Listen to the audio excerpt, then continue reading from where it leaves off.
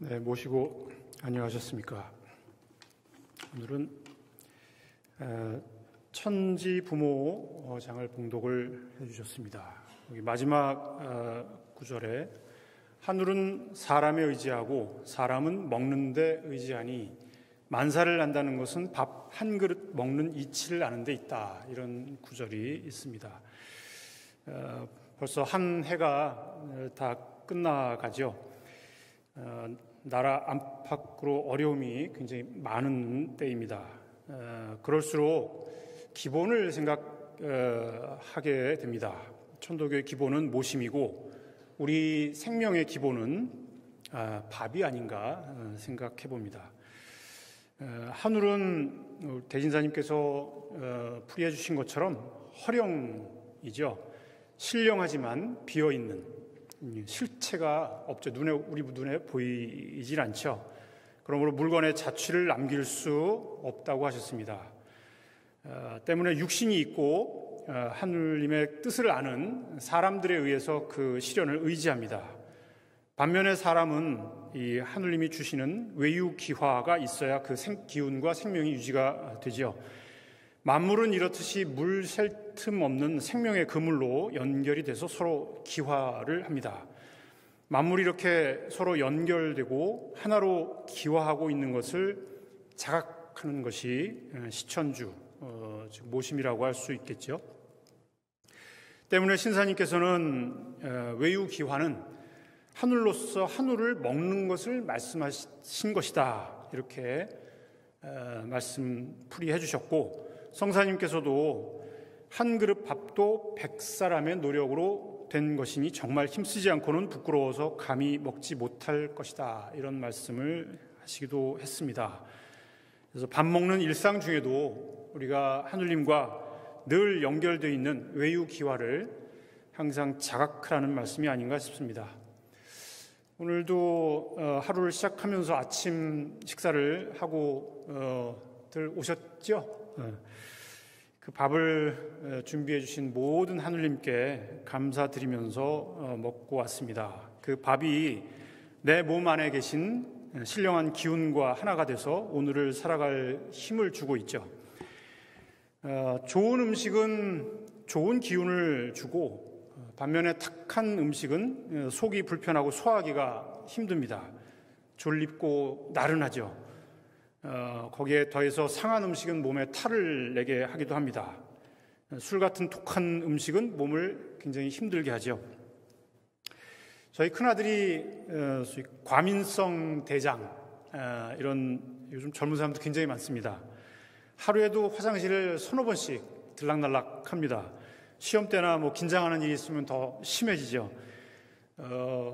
이 녀석이 휴대전화에 그 앱을 보니까 다니는 그 주변에 건물에 어디 화장실이 문이 열려 있고 잠겨 있는 곳에 비밀번호는 뭔지 이런 거를 다 이렇게 저장돼 있는 그런 앱도 있더라고요.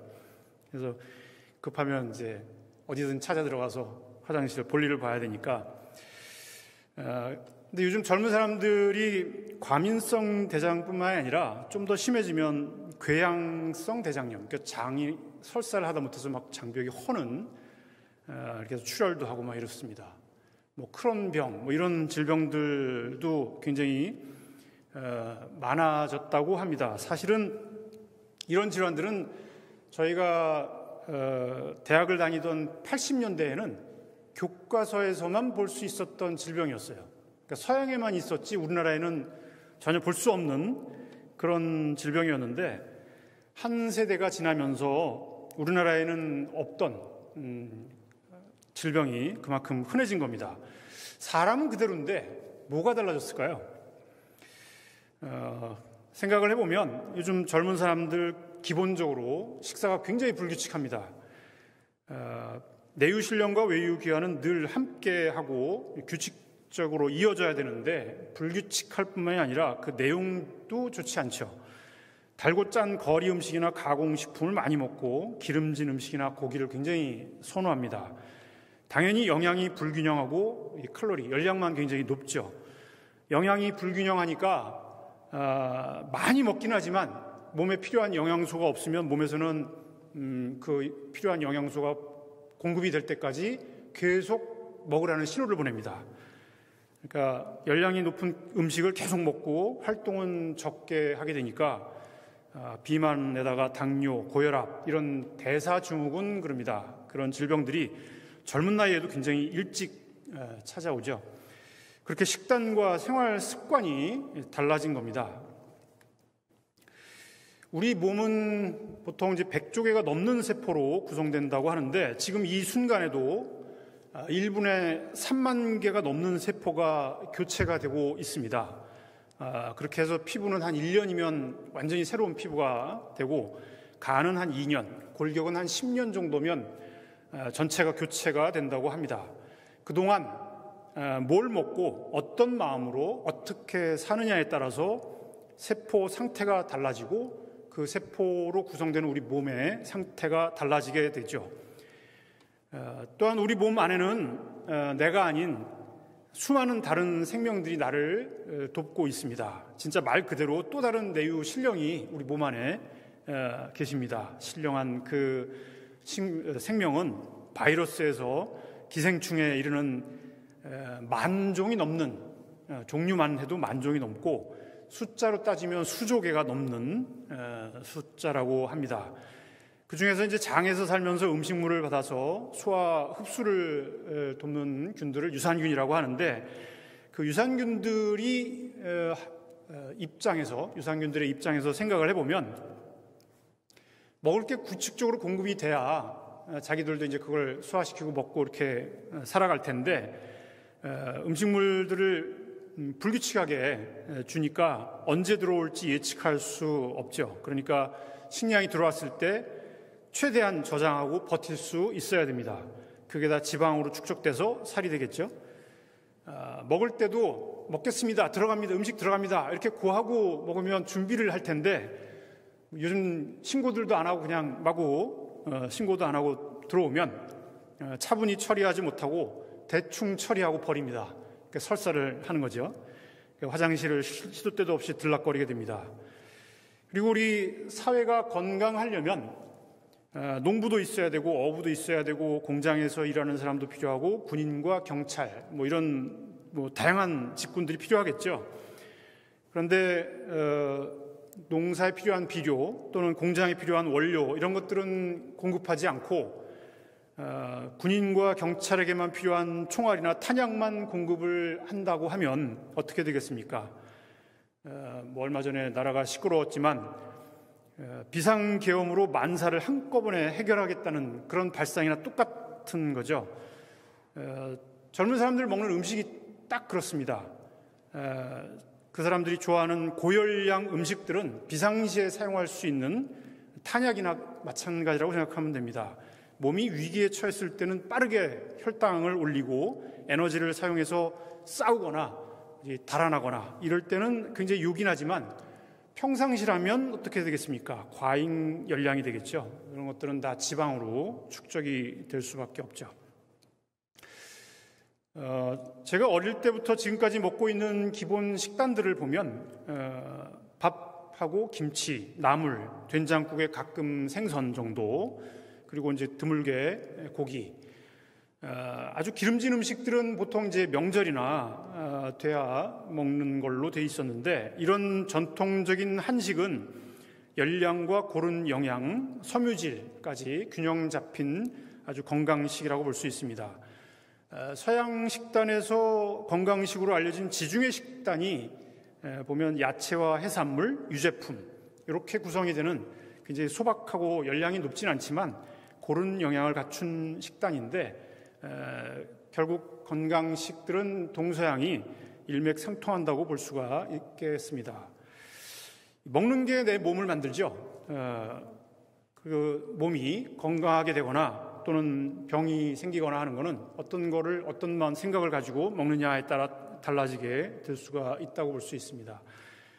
이 모든 게 밥 한 그릇 먹는 이치라고 볼 수가 있겠죠.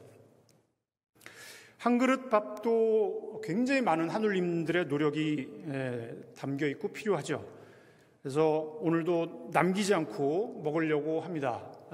어렸을 때부터 음식 남기면 어른들한테 야단 맞으면서 컸으니까 남기지 않고 먹으려고 하는데, 하지만 먹을 게 굉장히 흔해졌죠. 요즘 세상에는 굉장히 그렇게 남겨진 음식들이 버려지는 경우도 굉장히 많습니다. 반면에 한편에서는 이렇게 흔해진 음식을 먹지 못해서 굶주리는 사람들도 있습니다.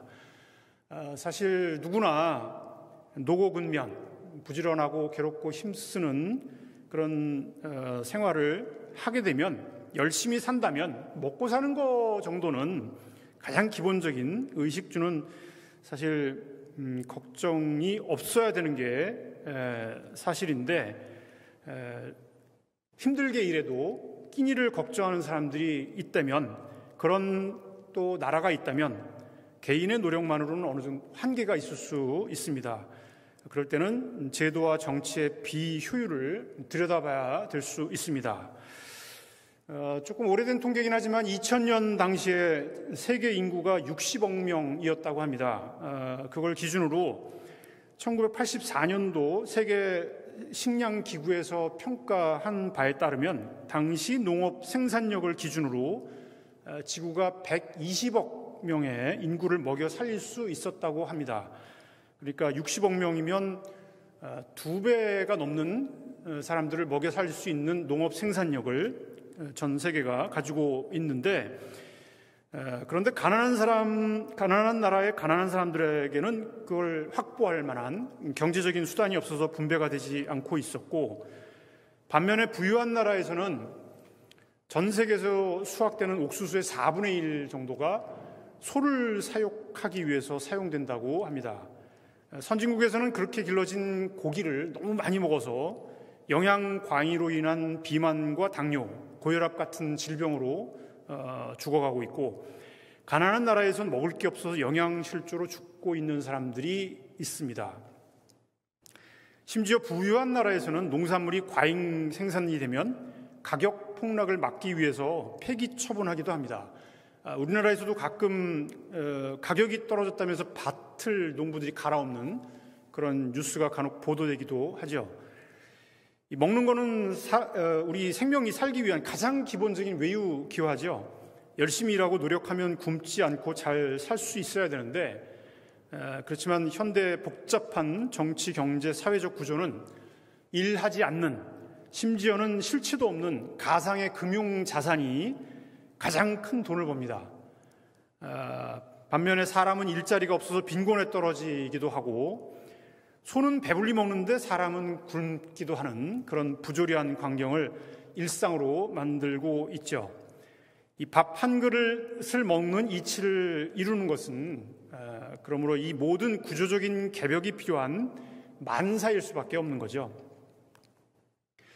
우리나라에서도 얼마 전에 금융투자소득세 도입을 유예한다고 했다가 그 도입이 확정이 됐던 게 유예가 됐다가 얼마 전에 폐지가 됐죠.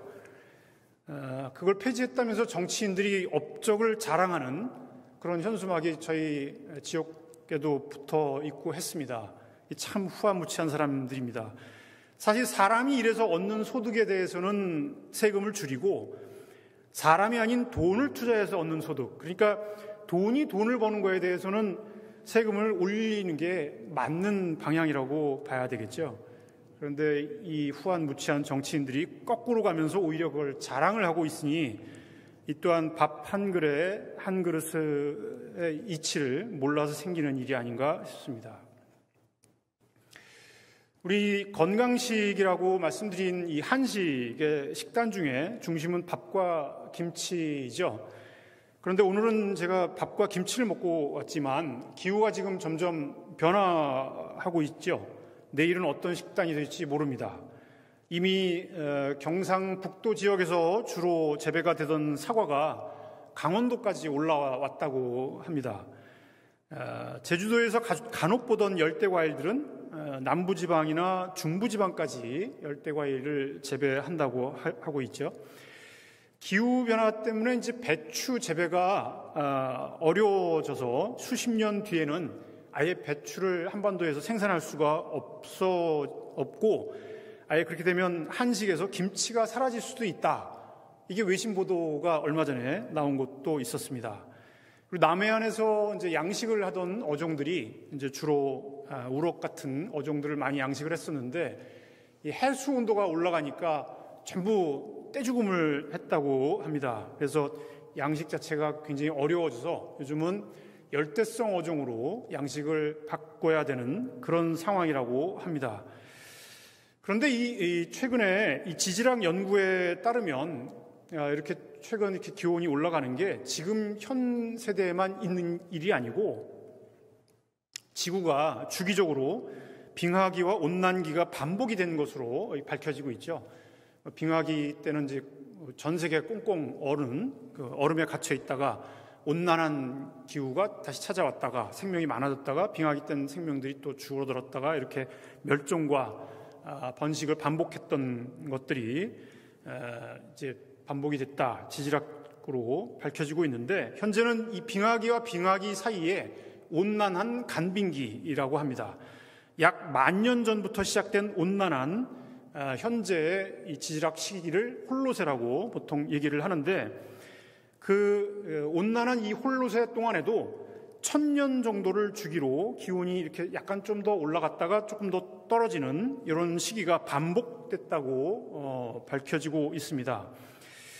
그렇게 추위가 오게 되면 사실 이제 그 북쪽에 조금 만주 지역이라든지 이런 곳에 살던 사람들은 따뜻한 남쪽으로 내려왔다가 다시 날이 따뜻해지면 그 만주 지방에 굉장히 넓은 초원들이 있으니까 다시 올라갔다가 이런 걸 반복을 하면서 살았다는 거죠.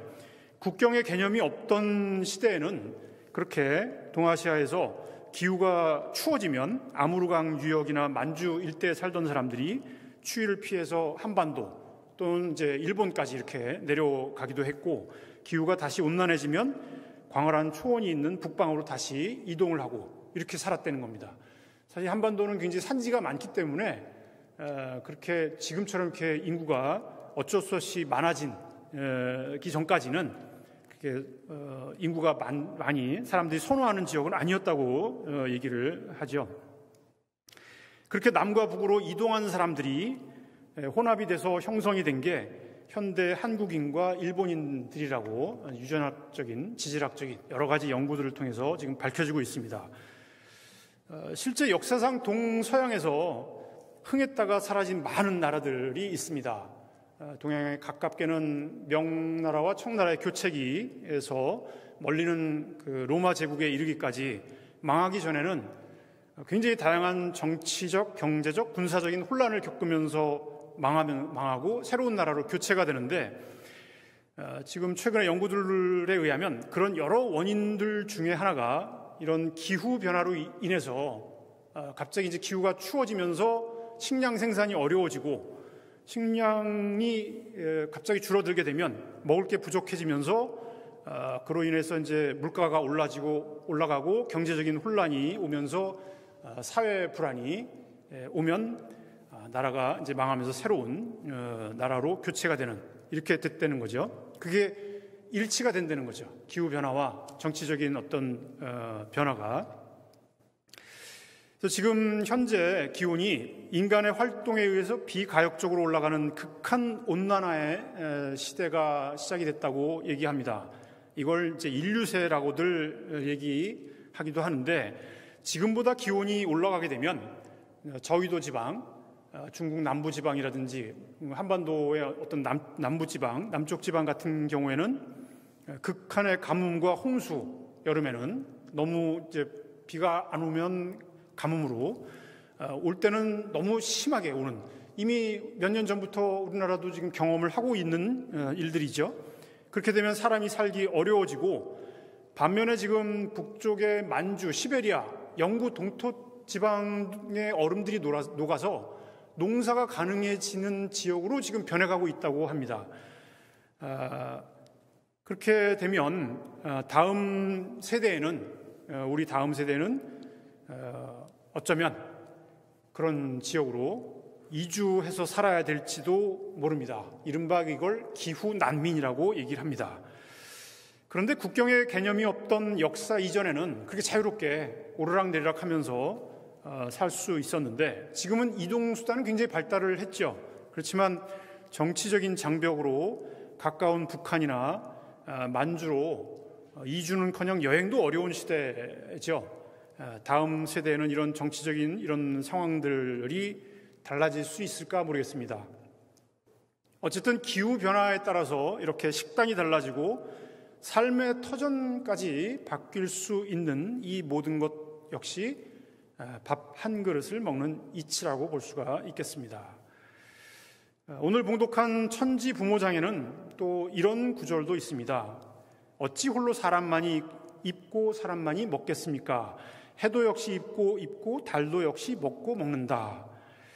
만물은 서로의 기와 인력을 주고받죠. 이걸 먹는다고 표현을 하신 것이 아닌가 싶습니다. 그러므로 먹는다는 것은 모든 기와작용을 표현한 것으로 보면 될 것 같습니다. 사람과 사람, 사물 모두는 서로 기를 주고받습니다. 이게 사랑일 수도 있고 인력이 될 수도 있고 자기장이 될 수도 있고 자기도 모르게 그런 관심, 이런 기운, 이런 것들을 주고받죠. 사실 사람은 날 때부터 죽을 때까지 지금 이 순간에도 혼자인 적이 절대 없습니다. 하느님과 함께죠. 그런 모든 생명체와 마찬가지로 우리 사람을 구성하고 있는 원소들, 탄소, 수소, 여러 가지 원소들이 굉장히 많지만 이 원소들이 어디에서 왔느냐? 결국 별의 파편에서 왔다고 얘기를 합니다. 우주의 일부를 잠시 빌려서 살고 있고 시간이 지나면 다시 작은 원소, 원리 원소로 돌아가서 흙이 되거나 다른 생명의 일부가 되거나 비가 돼서 내리기도 하겠죠. 몇 년 전에 그 TV 드라마에 별에서 온 그대라는 드라마가 있었는데 혹시 보신 분들 기억하실지 모르겠습니다. 굉장히 초능력을 쓰는 그 주인공이었었던 걸로 기억을 하는데, 사실 그 주인공만 별에서 온 게 아니고 여기 앉아 계신 여러분들도 사실은 별에서 온 그대들이죠. 그렇게 사람의 이제 모든 원리 원소가 별 하늘에서 와서 하늘로 다시 돌아가죠. 그런데 그런 사람의 내유 신령과 외유 기와 안과 밖에 균형이 깨지게 되면 병이 생기는 것처럼 사물 간의 기화가 깨지게 되면 서로를 상하게 하기도 합니다. 이렇게 외유기화를 통한 연결이 모두가 모심이고 도로먹임이라고 여기는 지금 식고 천지부모장에 식고를 하면서 하느님께 감사하는 마음, 이걸 도로먹임이라고 표현을 했는데, 최근 기사들을 보면 1인 가구, 독거노인, 고독사, 고립청년 이런 단어들이 굉장히 많이 반복이 되고 있습니다. 관계가 단절이 된 현대인의 삶을 대표하는 것이 아닌가 싶습니다. 작년 통계청 사회조사에 따르면 몸이 아파서 집안일을 부탁을 해야 되는데 도움을 받을 데가 없다, 이런 응답이 3분의 1 정도가 된다고 합니다. 우울해서 얘기 상대가 필요할 때 도움을 받을 수 있는 사람이 없다, 이런 경우도 20%니까 5분의 1 정도가 되는 거죠. 사실 우리말에 식구라는 표현이 있죠. 밥 한 그릇 같이 먹는 사람, 이게 이제 식구인데, 거기서 한 걸음 더 나아가서 정말 잘 지내는지 수시로 안부를 묻고 하는 모든 이 외유기화가 서로 먹고 먹이는 외유기화, 밥 한 그릇을 먹는 이치가 아닌가 생각해 봅니다. 지난 10월부터 이달 초까지 저희 교구와 몇몇 뜻을 같이 하는 분들이 함께 49일 기도를 봉행을 했습니다. 일상생활하면서 제가 기도로 진행을 했는데, 역시 일상생활하면서 기도하는 게 쉽지는 않았지만 많은 공부와 보람이 있었습니다. 기도하는 동안에는 보통 전통적으로 어육주초를 수도원에 올라가면 완전히 금하지만 일상생활하면서는 완전히 끊기는 좀 어려워서 자제하는 걸로 이렇게 했는데, 동학 당시에는 수시로 어육주초를 금하는 통유문을 신사님께서 발하시고 그렇게 해서 모아진 돈을 어려운 동덕들을 돕는 데 사용을 했습니다. 오늘날에는 어육주초를 자제를 해서 그렇게 모인 돈을 또 어떻게 쓰면 좋을까 뭐 이런 고민들을 포독하는 데 쓸 수 있으면 좋겠다 이런 생각도 해봤고 과거에는 어육주초였지만 요즘 현대 생활을 하면서 어육주초에 한 가지 더 뭐 몇 가지 절제하는 것을 추가한다면 뭐가 있을까 한번 생각을 해봤습니다. 여러분들은 어떨지 모르겠습니다만은 제가 일상적으로 먹는 기호식품 중에서는 커피를 즐기시죠. 커피가 사실 탄소 발자국이 가장 크지 않을까 생각이 돼서 49일 동안은 커피를 남이 주는 거 말고는 제가 직접 사서 먹거나 집에서 한 잔 마시고 출근해서도 한 잔 마시고 이렇게 하던 거를 안 마셨었고 그렇게 해서 모아진 돈을 교구 성금으로 내기도 하고 이렇게 했습니다. 이 탄소 발자국이라고 하는 것은 식품뿐만이 아니라 모든 원료를 생산하고 운반하는 과정에서 발생하는 탄소 배출량을 뜻하죠. 예를 들어서 음식으로 따지면 우리가 사는 지역에서 갓 재배한 농산물로 만든 음식이 가장 탄소 발자국이 적을 거고 수입 과일이나 커피 같은 것은 생산과 운송 과정에서 아무래도 멀리에서 올래니까 많은 에너지를 소모할 수밖에 없죠. 탄소 발자국이 큽니다. 사실 지역에서 생산한 농산물이라고 해도 요즘 광고에 보니까 마트에도 많이 나와 있고 여러분들 딸기 좋아하시죠? 이 한겨울에 딸기가 제철이랍니다. 그러니 이 딸기를 생산하기 위해서 그 온실 안에다가 이 냉방이 아니라 요즘은 난방을 하겠죠. 난방하면서 키워야 되니까 사실 제철 음식이 아니면 제철 과일이 아니면 탄소 발자국이 커질 수밖에 없겠죠. 그리고 또 한 가지 생각을 해보면 전통적으로 우리나라의 주식은 밥이죠, 밥. 그런데 지금 쌀 소비가 굉장히 줄어든다면서 제가 사는 주변에도 그 논이 굉장히 많은 지역인데 논을 밭으로 또는 뭐 이제 아파트로 이렇게 바뀌는 곳이 굉장히 많습니다. 사실 저희 집만 해도 쌀 소비가 굉장히 많이 줄어든 게 사실입니다. 저희 아이들도 아침은 걸르고 점심은 뭐 회사에서 햄버거, 저녁은 삼겹살에 소주 뭐 이런 날이 많아서 밥을 집에서는 거의 안 먹더라고요. 대신에 이제 전국적으로 보면 빵이나 밀가루 소비는 굉장히 증가하는 추세라고 볼 수가 있는데 사실 우리나라처럼 이 고온 다습한 기후 환경에서는 건조한 기후에서 자라는 밀농사가 굉장히 어렵습니다. 그래서 밀가루, 그러니까 빵의 원료가 되는 밀가루는 대부분 다 수입해 오는 음식이라고 볼 수가 있습니다. 그래서 옛날부터 우리나라에서 이제 논농사를 지어온 이유가 바로 이 쌀이 이 고온 다습한 곳에 잘 자라는 재배가 용이하기 때문에 그렇고 국수를 예전에도 전통 조선시대도 먹긴 먹었죠. 다만 생일이라든지 결혼같이 잔치 때나 먹는 귀한 음식이었는데 그것이 이제 그런 재배 환경하고도 관계가 있는 겁니다. 그래서 밀가루 음식도 탄소 발자국이 크다 한다면 변화하는 이 식생활에 대해서도 한번 고민해 봐야 되지 않을까 싶습니다. 탄소 발자국뿐만 아니라 요즘은 무농약, 친환경 농산물 이런 것도 많이 살펴보죠. 달걀을 사더라도 공장식으로 이렇게 좁은 곳에 가둬서 키운 게 아니라 방목해서 키운 낳은 달걀을 조금 비싸도 선택을 해서 살려고 합니다. 내가 선택하지 않으면, 사람들이 비싸다고 사지 않으면 그렇게 방목해서 키운 닭은 사라지고 모든 닭들이 전부 이렇게 좁은 공간 안에 평생을 갇혀서 살면서 그 스트레스 때문에 자기 몸도 쪼고 옆에 있는 닭도 쪼고 하니까 불이 자르고 갇혀서 이 면역 기능이 떨어지니까 항생제 수시로 맞아가면서 이렇게 평생을 갇혀 지냅니다. 그러면서 낳은 달걀을 먹어야 될 수밖에 없겠죠. 우리 천도교에서는 경천, 경인뿐 아니라 경물까지 해야 공경이 완성된다고 가르쳐 주셨는데 이런 제가 내가 무심코 한 행동 하나가 이런 달개의 삶을 바꿀 수도 있고 우리의 삶도 바꿀 수가 있습니다. 선을 도울 수도 있고 악을 도울 수도 있는 거죠.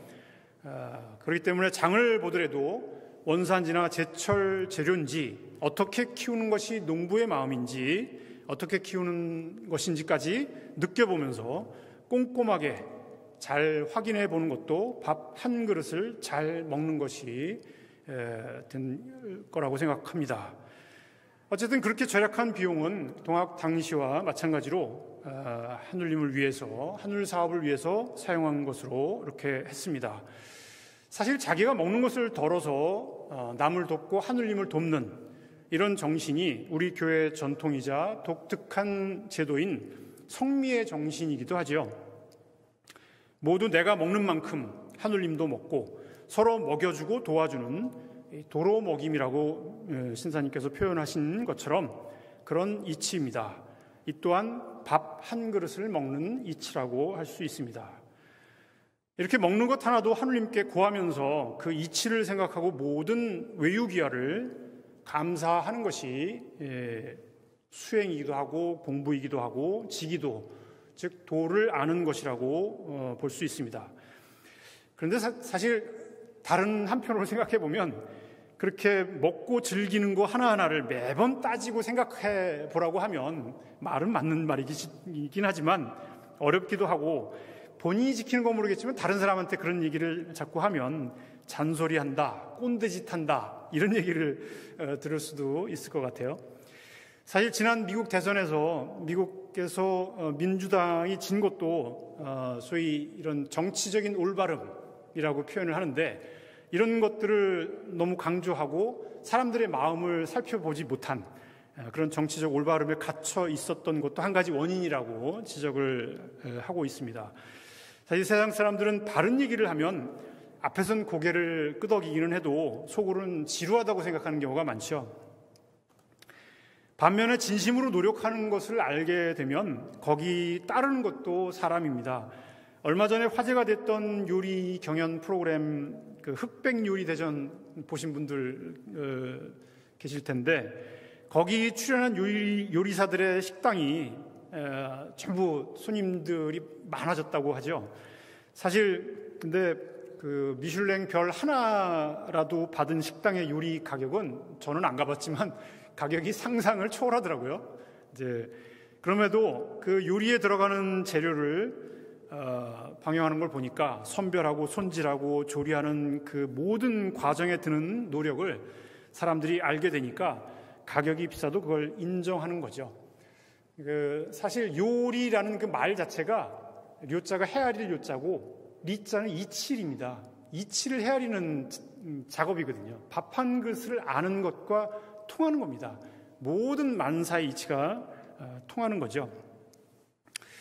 우리 교회도 진리가 좋다고 안주할 것만이 아니라 이걸 사람들에게 설명하고 알리는 노력, 특히 말이 아닌 마음과 이 삶 속에서의 진정한 실천들을 차분히 해나가는 노력이 필요하겠죠. 이게 말 그대로 덕을 펴는 포덕이 될 겁니다. 그래서 수련이 필요하지 않을까 싶습니다. 이런 이치를 아는 지기도에서 머물지 않고 자연스럽게 행하면서 지혜를 받아들이는 수기지의 경지로 나가야 되는 거죠. 앞에서 말씀드린 어육주초나 커피 같은 것들도 뭐 기도기간 중에는 자제를 하긴 했지만 물론 끝난 이후에는 자유롭게 먹을 수 있을 땐 먹고 이렇게 즐기고 있습니다. 다만 과하지 않도록 하고 가급적이면 밥 한 그릇 먹는 이치, 이것이 어떤 이치로 내 몸 안에 들어와서 나를 어떻게 살리고 기운을 주고 하는 그리고 도려 먹이는 식고를 하고 이런 것들을 생각하고 선택하고 먹으려고 합니다. 한 걸음 더 나아가서 이런 모든 외유 기화를 몸으로 느끼고 이런 것들이 수행이고 자연스럽게 주고받는 기화를 행할 수 있는 거, 이런 것이 이제 수기지, 지혜를 받는 거라고 할 수 있겠죠. 오늘 일상적으로 먹는 밥을 통해서 하느님의 이치를 생각해보고 또 그 이치를 몸으로 느끼는 그런 기화지신의 수행을 하고 그러한 심화하고 기화하는 우리의 기도가 모든 하느님이 함께 잘 먹고 먹이는 하느님을 줄이지 않게 하는 세상이 되는 그런 개벽으로 이어지기를 심고드리면서 오늘 말씀을 마치도록 하겠습니다. 고맙습니다.